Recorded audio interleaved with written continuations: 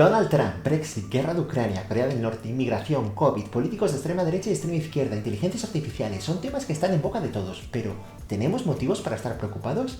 Vamos a adentrarnos en la primera década del siglo XX y veremos cómo en comparación, lo nuestro es un cuento de hadas.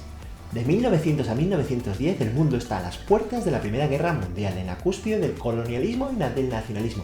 Distintas y opuestas formas de gobierno conviven en imperios y países enfrentados a la vez que los avances científicos y tecnológicos están a punto de cambiar el mundo de una forma irreconocible.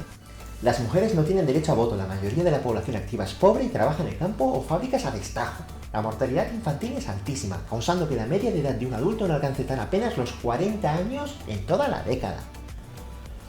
Veremos en clave de historia, arte y ciencia qué estaba sucediendo en Europa y fuera de Europa. Repasaremos algunas figuras clave de esta década, como Ramón y Cajal, Picasso, Sorolla, Gaudí, Einstein, Freud o Hilma af Klint. Vamos a ver el contexto histórico en Asia. Por primera vez, una potencia no caucásica gana un conflicto bélico mayor. Estamos hablando de la guerra Japón-Rusia de 1904.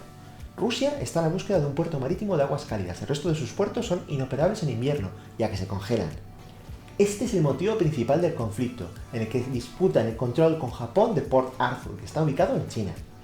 Japón sería el vencedor de este conflicto, aunque el resultado se vería limitado por la diplomacia europea, que no vería con buenos ojos el cambio en la balanza de poderes. En cualquier caso, Japón emerge como una potencia internacional. En su apogeo, que se situaría a mediados de la Segunda Guerra Mundial, sus fronteras acabarán extendiéndose hasta Tailandia, Mongolia y Filipinas. En contraposición, en Rusia, en 1905, y motivado en gran parte por el resultado de la guerra Japón-Rusia, se sucede la Revolución Rusa, que acabaría con la monarquía absoluta zarista. En América, los Estados Unidos se consolidan como una potencia mundial. La derrota de España en el desastre del 98 les ayuda a ampliar su territorio y esfera de influencia. Se encuentran en su época progresiva, que es un periodo de reformas sociales y económicas, para reducir la corrupción y aumentar la eficiencia. En 1903, los hermanos Wright protagonizan el primer vuelo pilotado, convirtiéndose en uno de los descubrimientos más importantes de la historia. En 1908 comienza la producción del Ford T, el primer coche producido en masa y que tenía un precio de $360, que era un precio muy asequible para la sociedad trabajadora e industrial de la época. En Europa, a raíz de la caída del Imperio Romano-Germánico, se forman dos imperios nuevos que tendrán una importancia fundamental en el siglo XX, el Imperio Alemán y el Imperio Austriaco, que sería su aliado. El Imperio Alemán se convierte rápidamente en una potencia internacional, encabezando la industrialización en Europa, incluso superando al Reino Unido, que llegó a su apogeo a finales del siglo XIX. En ciencia y medicina se convierte en un referente, acaparando un tercio de todos los premios Nobel, siendo el caso más famoso el de Einstein, que en 1905 publica su teoría de la relatividad.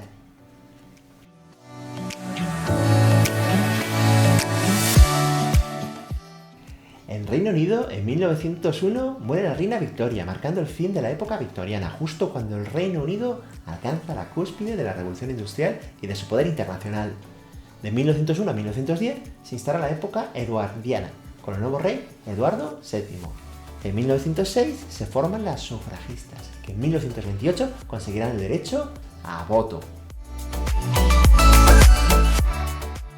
Francia se encuentra en un periodo político de calma relativa, centrándose en la colonización de África. París es la capital cultural mundial, contando con los artistas más importantes de la época, como Picasso. España se encuentra en una profunda crisis. Arranca el siglo todavía asustada por el brote de cólera de 1885, del cual se calcula que un 5% de la población sufrió. La filoxera está arruinando los cultivos de vid y muchos agricultores no se fían de usar la variedad americana, que es mucho más resistente. A la filoxera se juntarían las malas cosechas de finales del siglo. Además, la agricultura española todavía no está mecanizada, a diferencia de la mayoría de países europeos, y las jornadas laborales son largas y con sueldos paupérrimos. A consecuencia de esto, la situación social y económica de España está muy debilitada. Vamos a repasar algún dato estadístico de España. Por ejemplo, la población apenas tenía 20 millones de habitantes. La tasa de escolarización era muy baja, teniendo alrededor del 50% de la población sin estudios. con una esperanza de vida que estaría alrededor de los 40 años y con un 60% de la población activa dedicada a la agricultura. Con todos estos factores, la sociedad española se encuentra ante una década con un panorama muy oscuro. Cabe destacar que había muchas desigualdades entre distintas regiones de España, siendo Cataluña la zona que estaba más desarrollada. En pleno apogeo del imperialismo y del colonialismo, España se ve envuelta en el desastre del 98. En 1898, Estados Unidos entra en guerra con España con la excusa de ayudar a Cuba en su guerra de independencia. España pierde la guerra en poco tiempo, poniendo fin así a todos sus territorios de ultramar: Cuba, Puerto Rico, Filipinas y Guam. Cabe destacar que Estados Unidos usó como pretexto para entrar en la guerra el hundimiento del USS Maine, lo cual muchos historiadores consideran una farsa, pues hay varios indicios de que el hundimiento fue provocado por los Estados Unidos para justificar el inicio de la guerra. A consecuencia de esta pérdida de tierras en ultramar, España decide centrar su atención colonialista en sus territorios de África, que incluyen la zona norte de Marruecos, el Guinea español o ecuatorial y el Sáhara español o occidental. Cataluña era a principios del siglo XX el motor económico de España. Esto se debía a su temprana industrialización con respecto al resto de territorios españoles y que a su vez permitió la consolidación de una clase social nueva, la burguesía catalana, que se convirtió en una clase con mucho poder económico y político. En esta época también surge el catalanismo político, que tiene sus raíces en la renaixença cultural que se dio en el siglo XIX, de distintos conflictos bélicos que se sucedían en España y que no eran bienvenidos por los partidos catalanistas. El caso más grave fue la Semana Trágica, causada en 1909 por la Guerra de Melilla, por la cual el gobierno movilizó a 44.000 reservistas, muchos de ellos padres con hijos. Durante la Semana Trágica hubieron 104 civiles muertos, 8 militares muertos y varios centenares de heridos. En esta década, el modernismo catalán está también en auge. Gaudí ya ha empezado sus obras en la Sagrada Familia y Picasso está todavía a caballo entre Barcelona y París.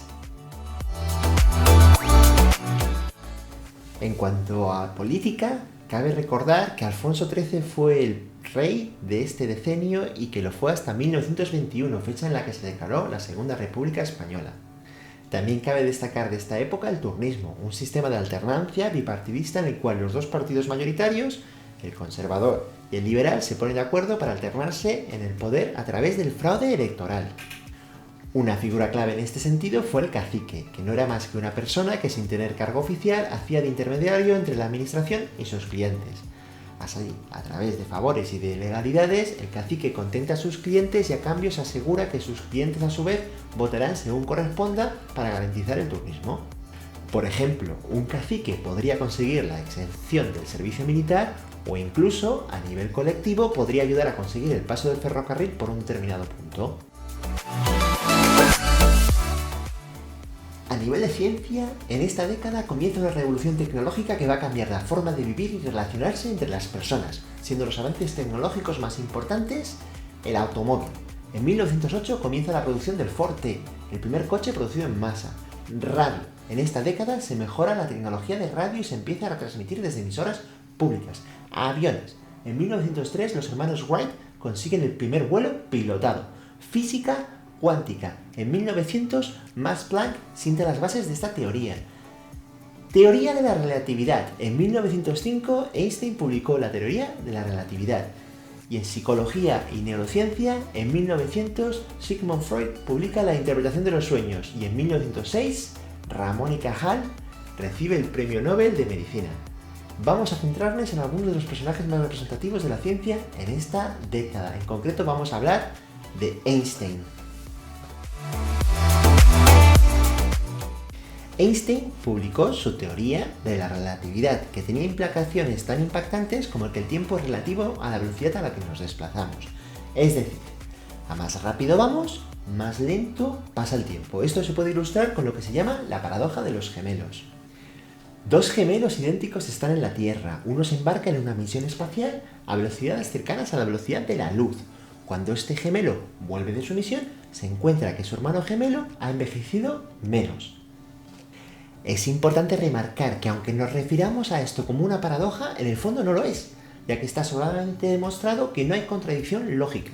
Por ejemplo, el reloj de los satélites GPS tiene que ajustarse 7 milisegundos por día, exactamente como predijo Einstein dado la velocidad distinta con la que se mueven con respecto a la Tierra. Otra implicación de la teoría de la relatividad es su famoso E igual a mc al cuadrado, siendo c la velocidad de la luz al cuadrado. Esto implica que en muy poquita masa hay un potencial enorme de energía. Esto abriría las puertas al desarrollo de las bombas atómicas y la energía nuclear.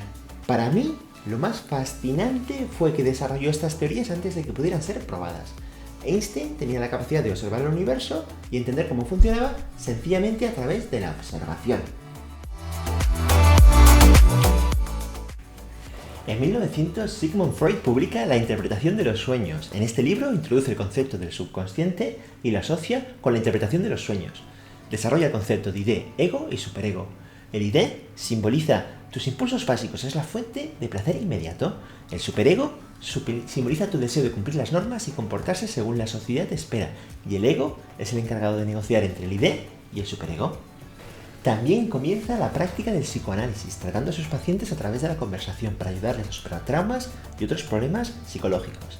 Existe mucha controversia en cuanto a sus métodos y también alguna de sus prácticas. Por ejemplo, concibe la cocaína como un remedio natural que servirá como estimulante y analgésico y consideraba que las mujeres tenían una frustración sexual causada por no tener pene, lo cual contribuía, según Freud, a que tuvieran habitualmente casos de neurosis e histeria. Freud tuvo mucha influencia en el arte en décadas posteriores, sobre todo con los surrealistas que intentaban plasmar su subconsciente en sus obras. Por ejemplo, Dalí echaba en una silla una siesta con algo en la mano, y así se despertaba justo antes de entrar en el sueño más profundo, y de esta manera accedía a su subconsciente y lo podía plasmar en sus obras de arte. Santiago Ramón y Cajal mostró de pequeño vocación por el dibujo, lo cual le serviría mucho más adelante, como ya veremos. De joven ya se aficionó al ejercicio, la vida sana y el contacto con la naturaleza. Descripciones de la época lo describen como un fortachón.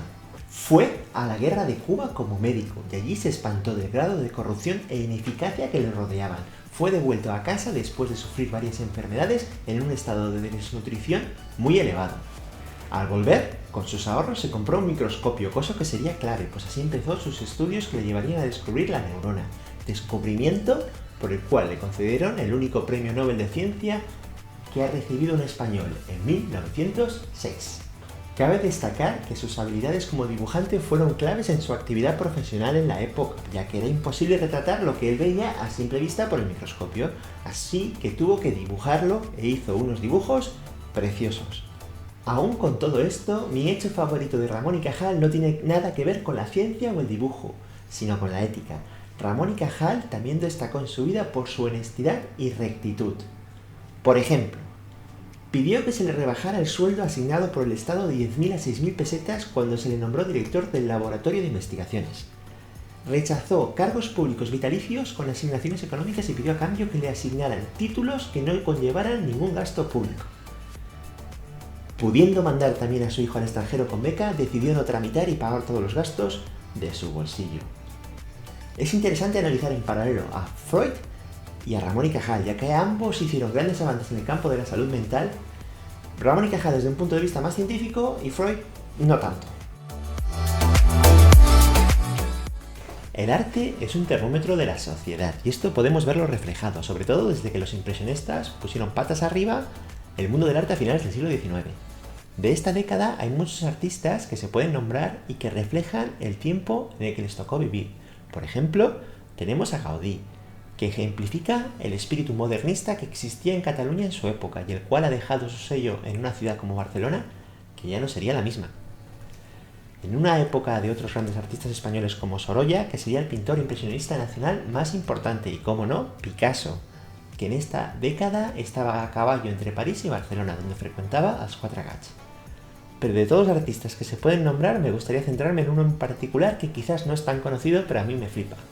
Hilma af Klint. Hilma nació el 26 de octubre de 1862 en Suecia.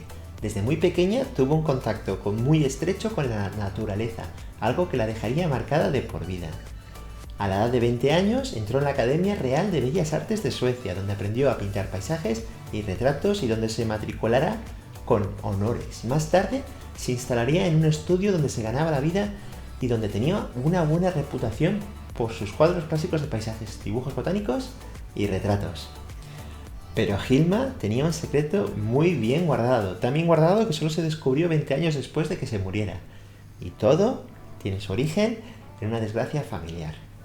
Cuando Hilma tenía 18 años, su hermana pequeña murió. Esto, como es comprensible, le produjo un gran impacto y impulsó a su vez que su vertiente más espiritual se potenciara. Por ejemplo, el espiritismo gozaba de mucha popularidad en la época. Y esto era algo pues, que intrigaba mucho a Hilma. Con otras 4 mujeres formó un grupo que ellas llamaban las 5, que se reúnen habitualmente haciendo sesiones de espiritismo en las que se pondrían en contacto con espíritus que ellas llamaban los grandes maestros, los cuales asignaron a Hilma que pintaran los cuadros para el templo. Y estos cuadros son los que suponen un antes y un después en el mundo del arte. En 1906, con 44 años, Hilma había concluido la primera serie de cuadros para el templo, pero lo que es realmente impresionante es que estos serían los primeros cuadros abstractos de la historia. Pero nadie lo sabía ni lo sabrá por mucho tiempo. En su testamento, Hilma especificó que sus cuadros abstractos se debían mantener en secreto durante 20 años. E incluso cuando en 1970 se ofrecieron al Museo Moderna de Estocolmo, la donación fue rechazada. No fue hasta los años 80 que su trabajo fue expuesto en el Museo de Arte de Los Ángeles, y así empezó a recibir el reconocimiento que tanto se merece. Cabe recordar que hasta ahora se consideraba que Kandinsky fue el primer autor que hizo una obra abstracta, pero su obra, la primera de ellas, sería de 1913, 7 años más tarde que Hilma.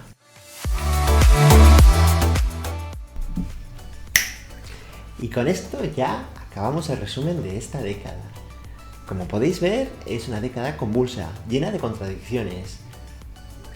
Con el contexto que tenemos ahora es fácil olvidar que apenas hace 100 años la mujer era poco más que un mueble, la mortalidad infantil estaba por las nubes, las enfermedades causaban estragos en forma de brotes y pandemias, y las tensiones internacionales estaban a punto de causar la Primera Guerra Mundial. Y aún así, nos encontramos con Hilma, fruto de las circunstancias de su época, una mujer que revoluciona el mundo del arte a pesar de tener todo en su contra. Y dentro de las contradicciones y las conexiones, tenemos a Ramón y Cajal, Premio Nobel y ejemplo de rectitud en España, a la vez que nos encontramos con la España más corrupta y deprimida que nos podamos imaginar. Podemos ver más paralelismos con nuestro presente cercano, como la resistencia que tendrían los agricultores en su momento a adoptar el pie americano para resistir la filoxera, que a mí me recuerda a la resistencia que tenía alguna gente a día de hoy, pues por ejemplo, a ponerse las vacunas con el COVID. También es fácil olvidarse cómo la medicina moderna nos ha aumentado la esperanza de vida unos 40 años, casi duplicándola. Y en fin, lo dejamos aquí. Si queréis, como siempre, suscribiros al canal y espero tener dentro de poco otro vídeo. Muchas gracias, chicos.